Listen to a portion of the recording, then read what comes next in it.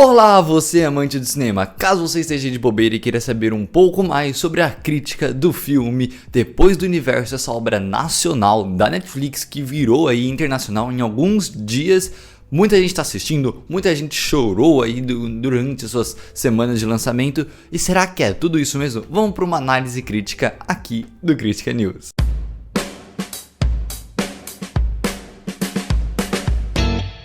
Para começar a falar sobre essa obra, a gente tem que dizer que os filmes nacionais da Netflix andam mudando bastante as suas composições. Nos últimos anos pra cá a gente andou tendo alguns filmes nacionais e todos sempre foram levados para esse lado mais de comédia. E aqui no Brasil eu acredito que esse sim seja o maior gênero de filme que é mais consumido aqui pelo nosso povo, que é comédia. Enquanto os Estados Unidos, nos blockbusters lá, eles têm uma fama muito grande por filme de ação, aventura. E é muito curioso dizer que aqui a gente está vendo um caso de uma obra que tinha tudo para ser passado na cabeça das pessoas, digo, dos executivos na hora de fazer o orçamento do filme e tal, como mais uma obra parecida àqueles filmes argentinos que eles saem fazendo toda semana sempre para ter conteúdo na plataforma. E tinha muitas características para não ser um filme que as pessoas iam gostar. Primeiro porque apresenta uma música no final e vamos ser sinceros, o mercado de filmes musicais está começando a crescer só agora, ele nunca foi tão forte. E também a gente tinha ali uma composição de uma história, de uma pessoa ali que tem problema de saúde e tal. Coisa que a gente já viu uma porrada de lugar, de uma porrada de filme americano. Desde A Culpa das Estrelas até 600 e 800 milhões de filmes. Então já é um mercado já conhecido. Só que essa foi a estratégia. Pegar um mercado conhecido, com uma história com uma certa originalidade, que a gente conseguisse trazer para um lado mais brasileirado da coisa. Tanto é que a gente vê cenas sendo passadas ali na estação, ali na CPTM. Então assim, é coisa que tá muito no cotidiano do brasileiro. E por ser ali no Rio e tal, a gente tá vendo características muito próprias. E isso, claro, que ajuda a atrair o público, ainda mais quando o público é brasileiro. Então era uma sacada um pouco arriscada da plataforma, eu tenho que dizer isso. Ainda mais porque não foi um investimento barato da Netflix. A gente viu por conta da sua pré-estreia, aqueles filmes que tem pré-estreia, que é quando eles alugam um espaço pra fazer um evento, chama um monte de influencer, um monte de convidado pra assistir e tal. Que normalmente esses eventos acontecem 3 dias antes do lançamento oficial. Foi o próprio lançamento no Teatro Municipal de São Paulo, que é um dos teatros mais caros do Brasil. Então a gente viu como eles investiram só no evento, já dá pra ter uma noção do investimento que teve na produção. E não é à toa que eles utilizaram os mais diferentes métodos de gravação, desde drone até foram nas locações reais de onde gravaram todas as cenas. Não foi gravadas quase em estúdio, foram todas gravadas em locais reais. Então a gente percebe como há um investimento e preparo técnico para isso. E isso praticamente, na minha visão, foi uma carta de resposta que a Netflix fez contra a produção da Disney que a gente teve aí nos últimos meses.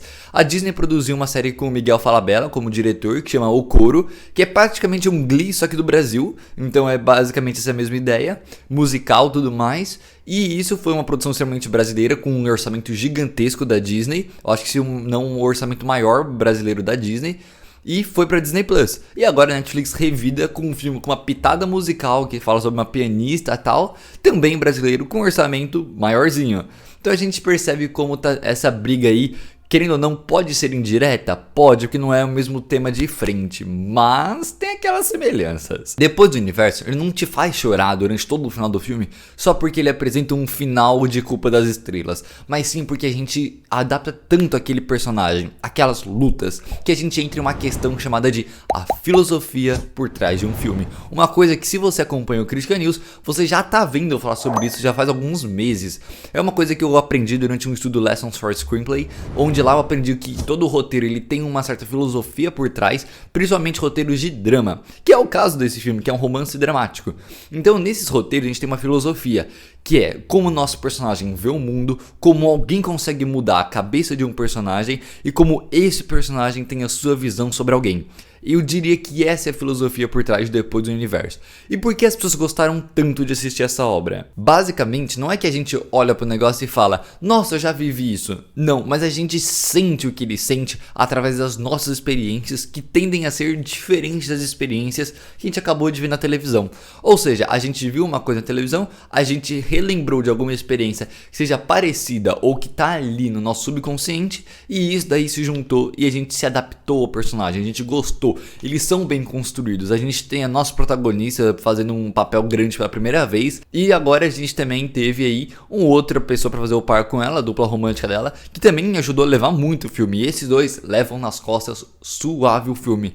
Mas eu não vou dizer que o filme é deles, porque eu acho que a composição do filme como um todo houve uma direção e um trabalho muito bom. Não é só uma filmografia excelente, não foi só um método de filmagem, não foi só angulações 4x3 como 16x9, não foi só o close-up com o medley, não foi só o simples e o jogado. Ou seja, eu sei que falei muita abobrinha para alguns, mas é basicamente tipos de ângulos de câmera que existe. Por exemplo, a câmera vem, depois ela vai por cima, de baixo, vai de baixo para cima para enaltecer a pessoa. Toda estratégia de cinema para ajudar a mexer com o psicológico ali de quem tá assistindo. Positivamente, claro. E nisso a gente teve uma variedade imensa de tipos de filmografia que a gente vê em filmes internacionais de grande orçamento, a gente vê nesse filme também. Por isso que impressionou muita gente nesse aspecto. Ele apresenta uma trilha muito ousada, né, que é muito legal, porque ela varia desde o MPB padrão, ela vai para depois uma Anitta, depois ela joga e volta para um MPB mais agora um MPB mais no pop e tal. Então, ele varia muito. Depois foi para um funk ele também. É alguma coisa muito curiosa. E tá legal, é isso que o brasileiro é. A gente no Brasil tem muitas culturas, a gente tem muitas diversidades, a gente tem de tudo aqui. E todo mundo ouve muita coisa que é brasileira, de muitos ramos diferentes. E o filme colocar um pouquinho de cada um em momentos exatos. Não foi tipo assim, só taca pra ter. Não foi isso. A direção teve muito cuidado. E não só jogar pra ter, mas sim pra deixar e fazer sentido na cena. Por exemplo, o funk, na hora que eles estão na balada. Pô, melhor momento pra colocar aquilo. Então não tem segredo. Uma boa direção é o cara que preza não só pelo seu produto, mas ele tá pensando na satisfação do cliente, na pessoa que tá assistindo. Isso é uma lei de marketing, mas que funciona muito pra filme também. As atuações são muito boas, convencem muito, na verdade daria pra fazer até uma série a partir daquilo, e não duvido dessa ideia de ter ou um filme 2 ou uma série, por mais que eu acho que a Netflix não vai querer fazer isso, porque ele é um roteiro muito fechado pra querer se expandir, mas no capitalismo, né, a gente já viu de tudo, então eu ouvi muita gente dizendo aí na internet, no Twitter, será que o filme consegue entrar em melhor filme estrangeiro no Oscar tal, que tem a categoria de filmes internacionais fora americanos? Muito difícil, ainda mais que o mercado chinês e coreano tá muito forte em filmes estrangeiros, anda ganhando tudo recentemente. É difícil, a briga é muito boa, mas entrar na pré-lista do Oscar ainda existe a possibilidade que a pré-lista, os estúdios vão lá, colocam seus filmes e aí os 200, 300 mais votados entram na pré-lista e depois vai lá de 300 e escolhe 6. É basicamente isso. Mas entrar ali nos 300 não é muito difícil, ainda mais porque produções brasileiras para, por exemplo, documentários como Democracia em Vertigem sempre são consideradas, principalmente em documentários. Então, documentários sempre são da Netflix, esse é o filme da Netflix, vai saber, né, se não entra aí. Na moral da história, é uma obra muito boa, uma obra muito legal. Eu vejo ela e falo, gente, isso é muito curioso, é legal saber que tá tudo funcionando de um certo aspecto. Digo, o mercado brasileiro ainda conseguir produzir filmes. Uma coisa que eu quero até dizer sobre isso, eu fiz a crítica de medida provisória aí nos últimos meses, também eu comentei um detalhe sobre isso, que é exatamente, eu acho que o mercado de produtoras para fazer cinema no Brasil tá cada vez menor, tá cada vez morrendo, assim, podemos dizer que o cinema no Brasil não é uma coisa que tá indo muito grande, porém eu acho que a solução pro nosso cinema brasileiro começar a crescer é por conta dos streamings. Eu tô achando que vai ser a Disney e a Netflix, são as únicas que eu acho que tem budget suficiente para conseguir lidar com uma produção boa. E não adianta você ter um roteiro magnífico na sua mão, mas não ter dinheiro e nenhuma produtora com nome, com responsabilidade, com disponibilidade e recursos para produzir um grande filme. Você pode ter o melhor roteiro do mundo, mas se tu não tem recurso, dinheiro para investir em orçamento e tal, tu não vai ter um projeto muito bom no resultado final. Porque quando a pessoa assiste um filme, ela não assiste o resultado de produção, de direção, de ator, ela assiste o resultado como um todo. E eu acho que o Brasil, para ter produtoras que focam em cinema, estão cada vez morrendo mais. A gente está vendo isso, não tem quase mais emprego para cinema. E aliás, a gente está vendo, por outro lado, os streamings tipo Netflix e Disney, e até a própria Globoplay, que tem um certo poder aquisitivo muito maior, conseguindo fazer produções com maior investimento, porém produções que estão sendo mais bem recebidas pelo público. E depois o universo é a prova viva disso. Então ainda na minha cabeça o cinema brasileiro ainda tem solução e eu acho que a Netflix pode ser uma saída muito boa pra gente, só que não adianta só eu abrir a cabeça e o mundo tem que entrar nessa comigo também.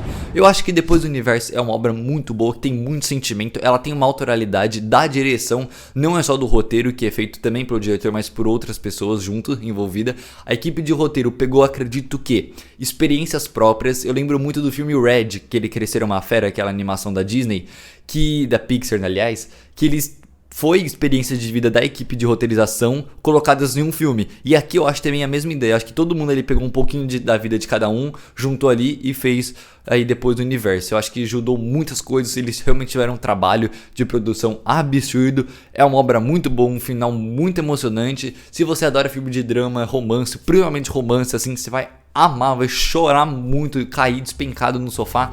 Então pode confiar que é uma obra muito boa. E eu me recomendo a dizer que eu acho que todo mundo deveria pegar e dar um tempinho para assistir, porque quem sabe aí com esse apelo que tá pegando aí com tudo, acabe chegando aí até em mais países internacionalmente. Muito obrigado caso você tenha assistido esse vídeo até aqui. Vá lá conferir na Netflix porque vale muito a pena. Lembra de curtir nosso vídeo e apertar o sininho para receber todas as notificações. Novos vídeos todas as terças e quintas-feiras às 6h15 aqui no YouTube do Crítica News. Um grande abraço, valeu, falou e fui.